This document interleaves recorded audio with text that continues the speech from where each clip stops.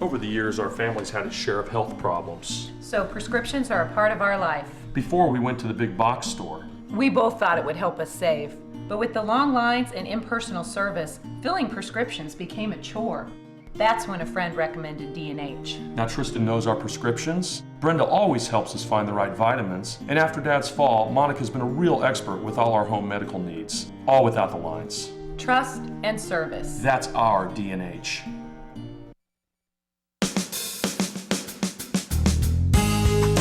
Good morning and welcome to Radio Friends on Thursday, March 17th, St. Patrick's Day.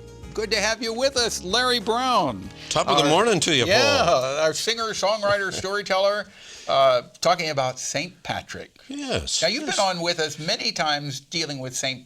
Patrick's Day. Well, it seems like it's been several years. I think we talked about Gary Owen, the song, and we talked about the St. Patrick's Battalion in the Mexican War.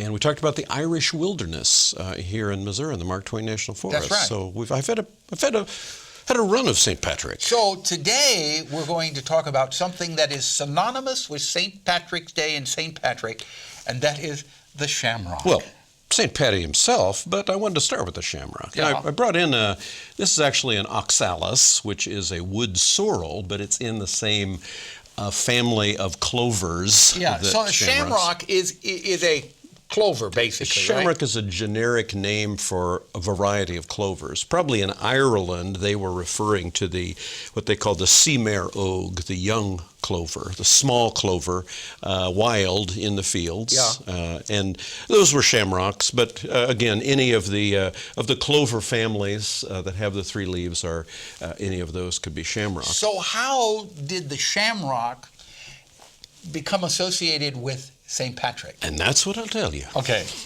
Now, there are lots of cultures that feature deities in sets of threes. Mm-hmm. We sometimes call them the triple deities. If you look in Roman, in Greek, in Hindu, in Egyptian, many of the ancient cultures often had deities in sets of threes. Mm-hmm. And many of them were sets of three women, three sisters. In fact, I was in Australia a number of years ago and went out to see the Three Sisters rock formation. But you had sets of three that were often there. Sometimes it referred to phases of life, mm-hmm. Like in the stages of a woman from child to mother to crone. Mm-hmm. Sometimes faces or characteristics. And what we know about ancient Irish Celtic culture was that three sisters were very prominent in their stories too. Now, St. Patrick, and I'll come to that a little bit later, was one who integrated a lot of the traditional Irish culture, into Celtic culture, into Catholicism. And the legend is that he took the three leaves of the shamrock and there talked about in his faith in Christianity the Trinity. So he talked about Creator and a personal form of the deity and of the Holy Spirit, and used, again, as Christianity often did through the years, original contextual culture mm-hmm. to make the points. Well, Patrick himself was a Romanized Briton who was a part of a wealthy family, and at age 16 he was kidnapped along with some of his father's slaves and taken by Irish pirates over to the island of Ireland, and there was forced into labor as a shepherd. So wait, he was kidnapped from Rome? From Romanized Britain. Oh, he was kidnapped from Romanized Britain and taken to Ireland. Yes, his name was Patricius. He was taken there, forced to be a shepherd. And as he wrote later in his biography called Confession, he there found himself finding Christianity. He may have been raised as Christian but wasn't active as a practicing Christian, and there found his Catholic faith again, and in a vision he said he would be rescued. And after 6 years of slavery, he did escape, fled to Britain and to France, and there entered the priesthood and was trained as a priest, later became a bishop. And at age, in his 40s, he had another vision which called him to go back to Ireland, the place in which he had lived as a slave.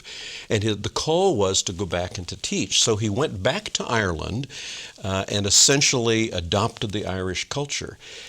He established churches, he ordained priests, he did so much to propagate the Christian faith Now, in he was Ireland. a bishop at that time. Yes, he was a bishop. Okay. Yes, Catholic priest, bishop.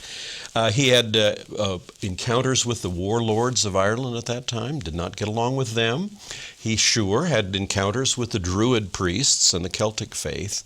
But Patrick established himself as so connected with the people and their plight. Three important things that he did that we can trace is, one is that he refused gifts from the wealthy.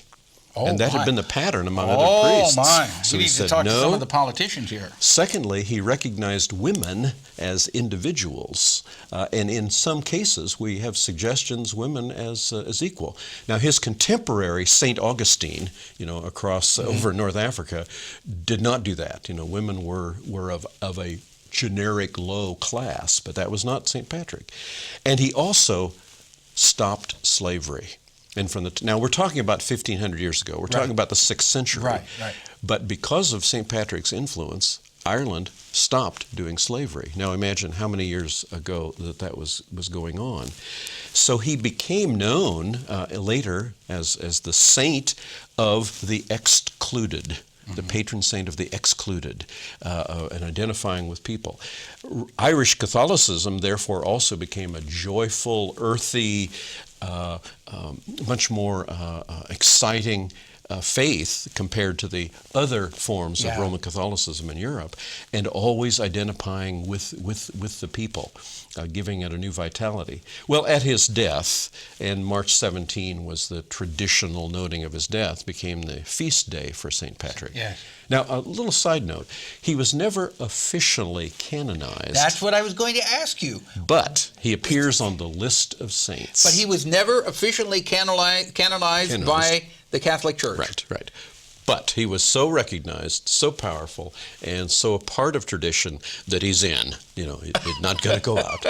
And again, a symbol of, teaching and identification with local culture and the empowerment of poor people that he persists. So when you look at a Shamrock, even though probably it was 1,000 years later that they said that he had used the Shamrock to teach, we have no historical evidence that he did, but by the 16 and 1700s, you saw then portrayals of St. Patrick often holding the shamrock in one hand. That's interesting, and what is really interesting is the fact that he was never officially declared a saint by the Catholic Church. Well, we have very little historic evidence.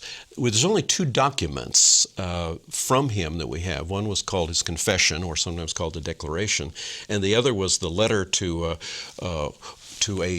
Druid warlord. And so two pieces of literature only, and not much written about him. But after his life, the legends abounded. If you want more on this, you can Google it on the web. But if you want to hear Larry Brown's stories and songs, how did they get them, Larry? Brown Story at hotmail.com. You correspond or look at my website, which is brownstory.com. Okay. Larry Brown, singer, songwriter, storyteller. Always a pleasure to have you here, and happy St. Patrick's Day. Bye-bye.